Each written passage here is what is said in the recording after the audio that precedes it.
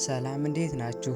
ዛሬ የምናየው የማህበራዊ ሚዲያን አብዝቶ መጠቀም የሚያስከትለውን ተጽዕኖና መፍትሄዎች እናያለን።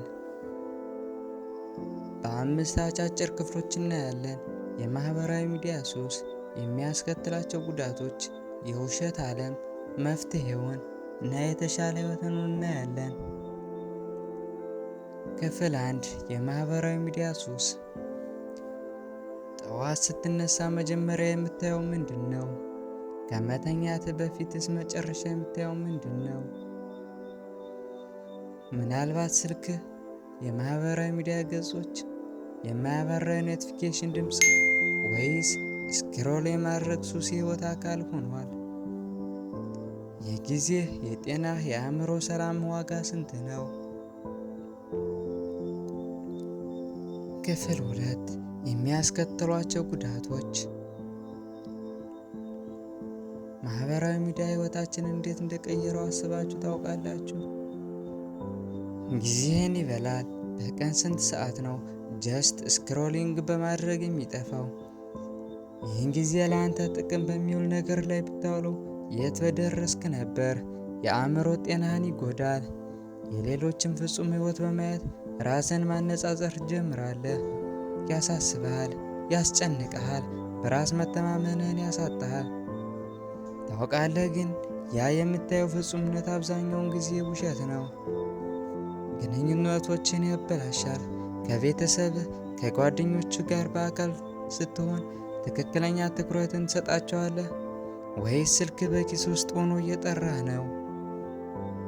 ገንዘብህን ይበላል። ለማህበራዊ ሚዲያ ፓኬጅ ምን ያህል እንደምትከፍል አስበህ ታውቃለህ?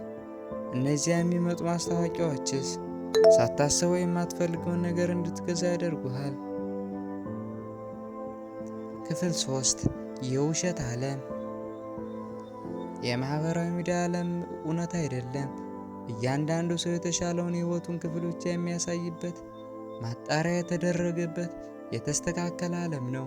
እዚያ ውስጥ የምታየው ነገር አንተን ያሳነሰ የሚመስል ወይም ደግሞ የጎደለ እንድትመስል የሚያደርግ ነው። ነገር ግን ያ አንተነትን አይወክልም። ያ የውሸት ምስል ነው። ክፍል 4 መፍትሄው። ማህበራዊ ሚዲያ ሙሉ በሙሉ ተው ማለት ከባድ ሊሆን ይችላል።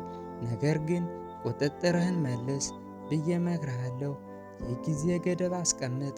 በቀን ምን ያህል ሰዓት መጠቀም እንደምትፈልግ ወስን። ኖቲፊኬሽንስን አጥፋ።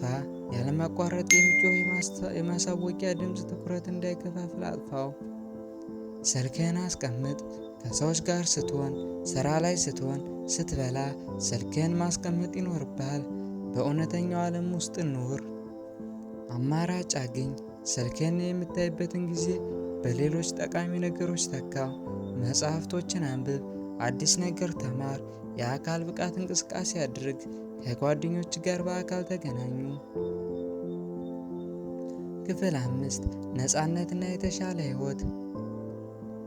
አንተ የማህበራዊ ሚዲያ ባሪያ አይደለህም። አንተ የራስህ ህይወት ባለቤት ነህ።